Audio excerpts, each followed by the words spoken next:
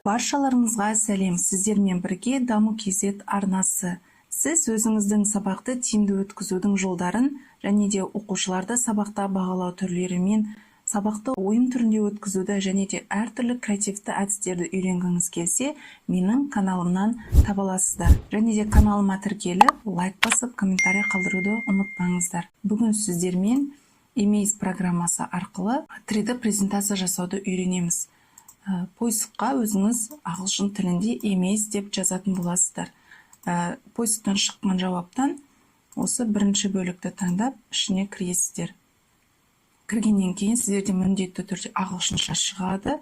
Автоматты түрде менде орыс тіліне аударып тұрады. Ал сіздерде ағылшын тілі ғана тұрса, онда мышканың оң жағын батырмасын басып, перевести на русский деген бөлікті таңдайсыздар.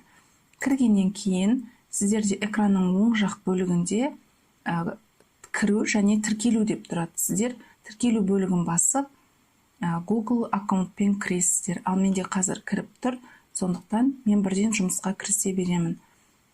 Енді осы программа арқылы сіздер не жасай аласыздар? Бірінші презентация, әртүрлі веб-сайттар, тренингтар, әртүрлі фотоальбомдар жасай аласыздар. Бүгін біз 3D форматта презентация жасауды үйренеміз, сондықтан бірінші бөлікті басып кіретін боламыз. Одан кейін сіздерге әртүрлі шаблонда презентациялар беріледі. Сіздер осы жерде категорияға қарап, әртүрлісін таңдап аласыздар. Одан кейін фильтрда, мына жерде 3D деген бөлік бар, соны басып, өзіңіз 3D бөлікте презентацияны таңдайтын боласыз. Мен образованияны таңдаймын. Осы жерде кішкене загрузка жүруі мүмкін сіздерде. Мен қазір сіздерге виртуальная школа деген бөлікті көрсетемін. Осы жерде мына бөлікті таңдап кіресіздер. Бұл жерде сіздер жаңа презентацияның көрсетілімі қалай болады, соны көресіздер. Әртүрлі жаңағындай бөліктердің қалай көрінетінін. Мысалы, бірінші бетінде осылай болады, екінші бетінде әр бөлмені осылай жүре отырып, тапсырмаларды орындай отырып, келесі бөлмеге кіру түрлері көрсетіледі. Мысалы, мынау тақтадан кейін келесі бетке көшеді. Келесі бетте үлкен интербелсенді тақта көрсетілген, интербелсенді тақтада жұмыстар көрсетіледі. Одан кейінгісі тақта әртүрлі афоризмдер жазылған. Одан кейін келесі бөлікке өтеді. Одан кейін YouTube сілтемесінен осылай үлкен экранда видео көрсетсеңіздер болады. Әртүрлі платформада жұмыс жасауға болады. Осылай өте виртуалды жасалынған презентация.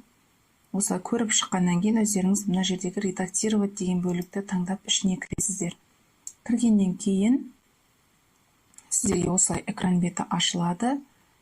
Жаңағы таңдаған презентацияңыздың әр бөлігі беті шығады. Осы жерге сіз өзіңіздің математика сабағы болатын болса, тек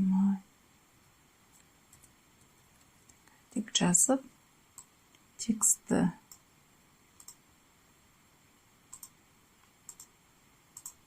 жазғаннан кейін астына жаңағы сабақ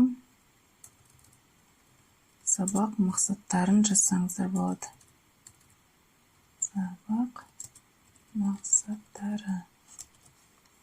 Одан кейін келесі бөлікке өтесіздер. Мына бөлікті. Келесі бөлік. Тематика. Одан кейін добавлять дегенді басып, мына бөлікті таңдасаңыздар болады. Осы жерге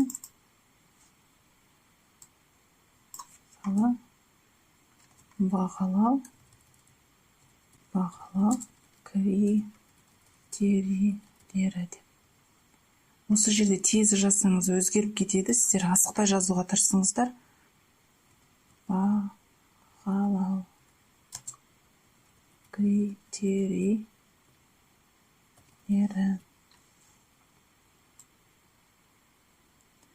Осы жерде сіздер әртүрлі кішірейтіп үлкейте аласыздар. Осы жерге түрлі өзіңізге қажетті сөздерді жазасыздар. Одан кейін добавлять дегенді басу арқылы келесі жаңағы YouTube деген бөлікке қарай кіріп, ссылканы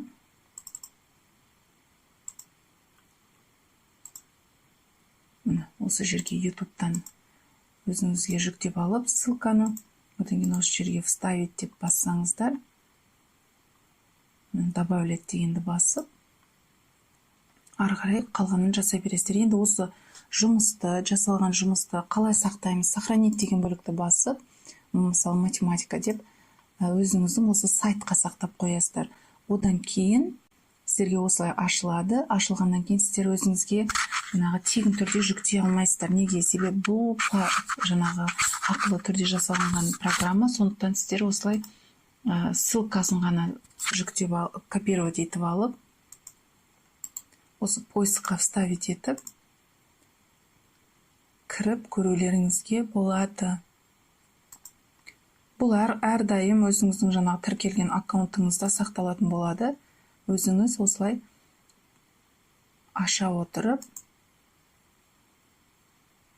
мысалы мен жаңа жазған математика деп жазған бөлігі келесі бетін таңдап, осылай кіріп көруге болады. Видео ұнаса, маған тіркеліп, лайк басып, комментарий қалдыруды ұмытпаңыздар.